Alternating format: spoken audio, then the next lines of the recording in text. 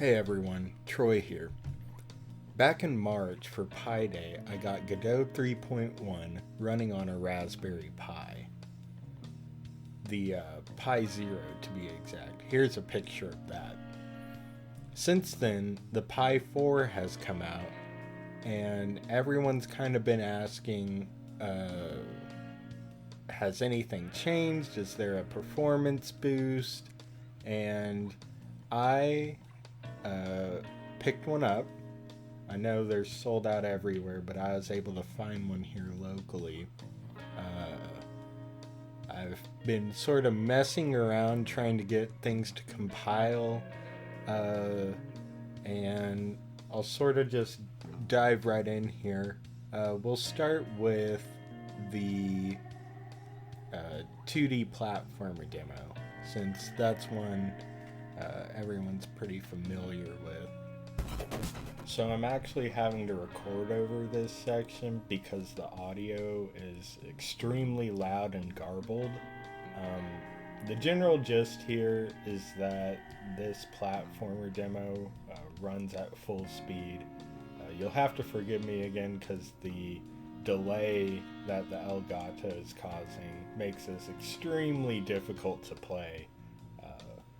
But this 2D game, and I think 2D games in general, should run extremely well on the Pi 4. Hopefully the audio is something that's on my end and can be sorted out, or is, one of those driver issues that'll eventually be solved.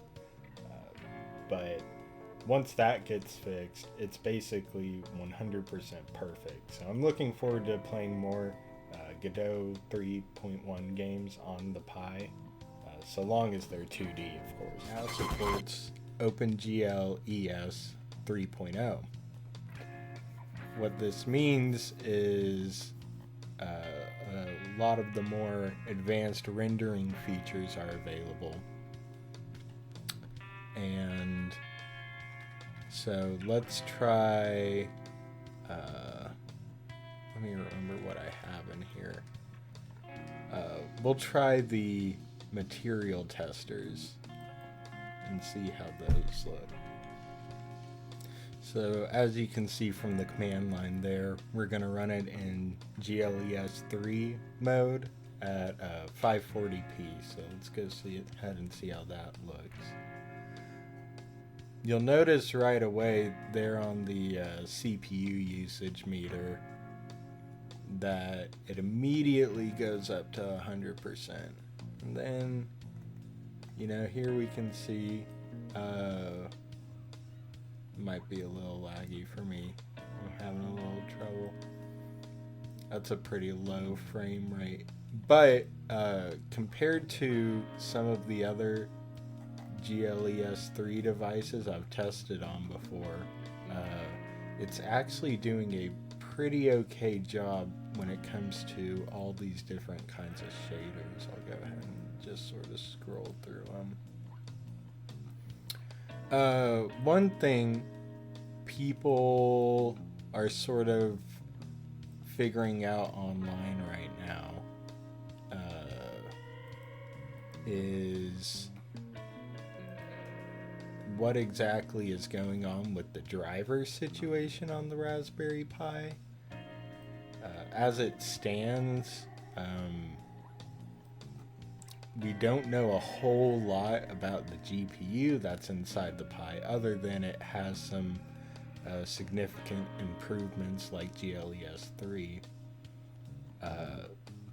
All that to say, we know it can support Vulkan, which would be a tremendous boost to both graphics and CPU power, and probably help clear up some of these rendering issues. But getting good drivers sometimes takes time. But here you can see a lot of these materials are working very faithful to how they were created, with only some minor rendering issues.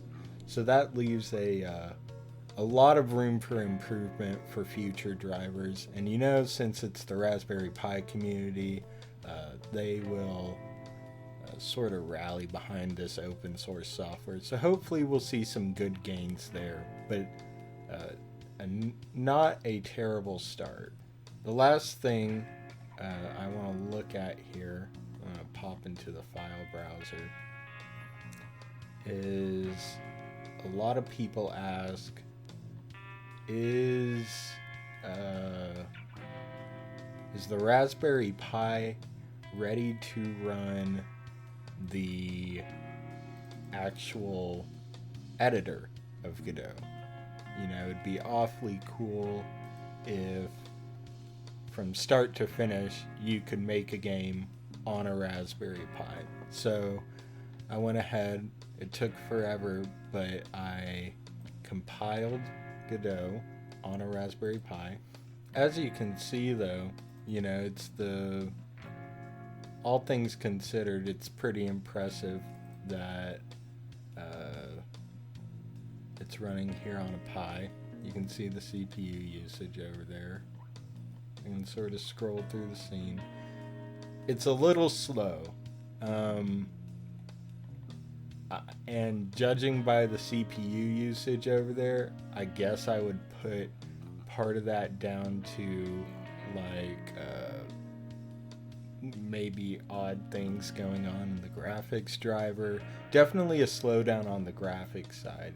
If we hop into like the script editor here, one thing I was having problems with, and again I'm going back to the graphics drivers here, is when we do hit play, it's going to give us an error regarding video drivers. Again, this is, you know, we're now, I think, 1 week into the Pi 4's lifespan. So I'm not surprised there's been a couple issues here. But all I want to say is, like, there's a good chance in the future that you'll probably be able to make maybe simple games on your Raspberry Pi 4. I think the CPU performance is exactly where it needs to be.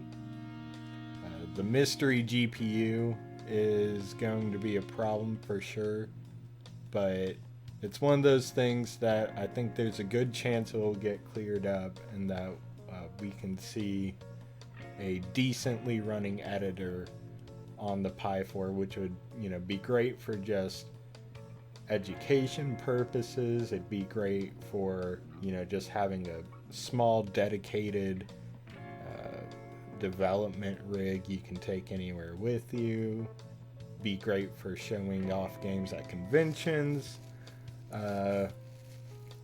Hopefully, again, there's a lot of hopefullys right now. As it stands though, I think your 2D games are going to run at full speed, which is excellent news for anyone who's wanting to export their game to a Raspberry Pi. Anyway, that's going to be it for me. That about wraps up this video. I'd like to give a big shout out to FRT, which is an open source project on GitHub that helps you get your projects running on these single board computers super easily. Shout out to 50 Callahan, who edits my videos for me. And last but not least, if you're interested in following the progress of Godot on Raspberry Pi, I'm happy to make more videos. Subscribe and let me know in the comments what you want to see in the future. See ya.